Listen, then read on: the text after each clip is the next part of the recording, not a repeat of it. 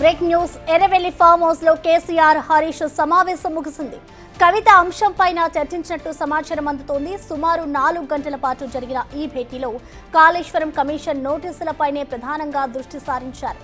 ఓ నివేదికను రూపొందించుకోవాలని కేసీఆర్ నిర్ణయానికి వచ్చారు.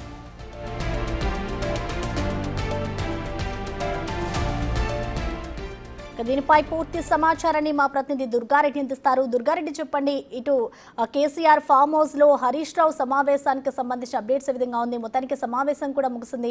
4 గంటల పాటు ఏ అంశాలు చర్చించారనుకోవచ్చు? ప్రసన్న, సిద్దిపేట జిల్లా రాష్ట్ర మాజీ ముఖ్యమంత్రి చంద్రశేఖరరావు వ్యవసాయ క్షేత్రంలో మాత్రము మాజీ ముఖ్యమంత్రి చంద్రశేఖరరావు, మాజీ మంత్రి హరీష్ రావు మాత్రం 4 గంటలు సుదీర్ఘంగా కాళేశ్వరం నోటీసులపై చర్చించారు.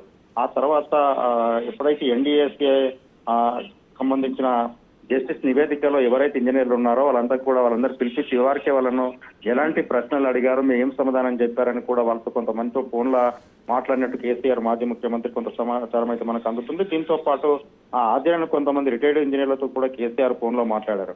అంటే కమిషన్ ఎటువంటి ప్రశ్నలు అడిగారు, మీరు ఏం సమాధానం చెప్పారు, ఆ తర్వాత బ్యారేజీ కుంగిపోవడంపై సాంకేతిక కారణాలు ఏ విధంగా ఉన్నాయి, వాటికి సమాధానం ఎలా చర్చించారని చెప్పి కొన్ని అంశాలతో మాత్రం హరీష్ రావు కేసీఆర్ సమక్షంలో వాళ్ళని అడిగినట్టు తెలుస్తుంది. దీంతో పాటు అంటే జూన్ 5 తారీఖు నాడు ఏ విధంగా ముందుకెళ్లాలి, ఎలా ముందుకెళ్తే బాగుంటుంది, నిజంగా కాళేశ్వరం సంబంధించిన సాంకేతిక కారణాలతో కొన్ని సమస్యలు ఏర్పడ్డాయి, వాటి అంత మాత్రాన ఆ ప్రాజెక్టే పనికిరాదని చెప్పి ఆ నోటీసులో సారాంశాన్ని బట్టి మనం ముందుకెళ్లాలని చెప్పి ఒక నిర్ణయానికి అయితే కేసీఆర్ మాజీ ముఖ్యమంత్రి, హరీష్ రావు మాజీ మంత్రి ఇరిగేషన్ వీరిద్దరు కూడా ఒక నిర్ణయానికి వచ్చినట్లు తెలుస్తుంది. దీంతో పాటు ఎవరైనా కానీ అంటే కాళేశ్వరం ప్రాజెక్టు సంబంధించింది ఆ మంత్రులు కానీ ఎమ్మెల్యేలు కానీ ఎవరు కూడా మాట్లాడవద్దు అని చెప్పి కూడా కొంత ఆదేశాలు కూడా జారీ చేసినట్టు తెలుస్తుంది. దీంతో పాటు జూన్ 5న మాజీ ముఖ్యమంత్రి చంద్రశేఖరరావు జస్టిస్ కమిషన్ నివేదిక ముందు ప్రశ్నలు అడిగి ముందు హాజరయ్యడానికి సిద్ధమవునట్లు తెలుస్తుంది. ఆ వరకు నాడు రాష్ట్ర ఆనాటి ఇరిగేషన్ శాఖ మంత్రి హరీష్ రావు, ఆ తర్వాత జూన్ 9న ఈటల రాజేంద్ర ఆర్థిక శాఖ మంత్రి, వీళ్ళతో పాటు మాజీ అంటే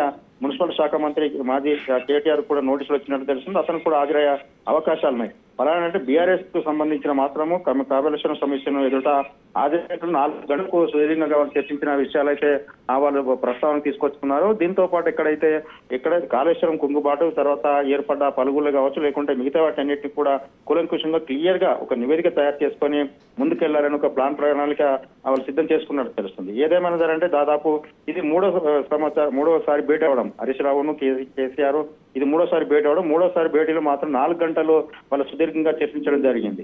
అంటే కాళేశ్వరం కమిషన్ ఎదుట హాజరైన వారు కూడా వివరాలు తీసుకోవడం జరిగింది. వాళ్ళతో పాటు గతంలో 2016లో ఎప్పుడైతే కాళేశ్వరం ప్రాజెక్టు మొదలైందో దాని నుంచి నేటి వరకు జరుగుతున్న పరిణామాలను కూడా కమిషన్ ముందట హాజరై వాళ్ళ ముందట నివేదిక ఏ విధంగా ఇవ్వాలనేది కూడా కొంత చర్చకు వచ్చినట్టు తెలుస్తుంది. దీంతో పాటు జూన్ 5న మాత్రం రాష్ట్ర మాజీ ముఖ్యమంత్రి ఖచ్చితంగా ఈసారి మాత్రం జస్టిస్ జోషి ముందు కాళేశ్వరం సంబంధించిన నోటీసులపై వాళ్ళు అంటే నివేదిక తయారు చేసుకొని అక్కడికి వెళ్ళి వాళ్ళు అడిగిన ప్రశ్నలకు సమాధానం చెప్పడానికి సిద్ధమవుతున్నట్లుగా మనకు కొంత సమాచారం అయితే వస్తుంది. ప్రసన్న. ఓకే దుర్గారెడ్డి.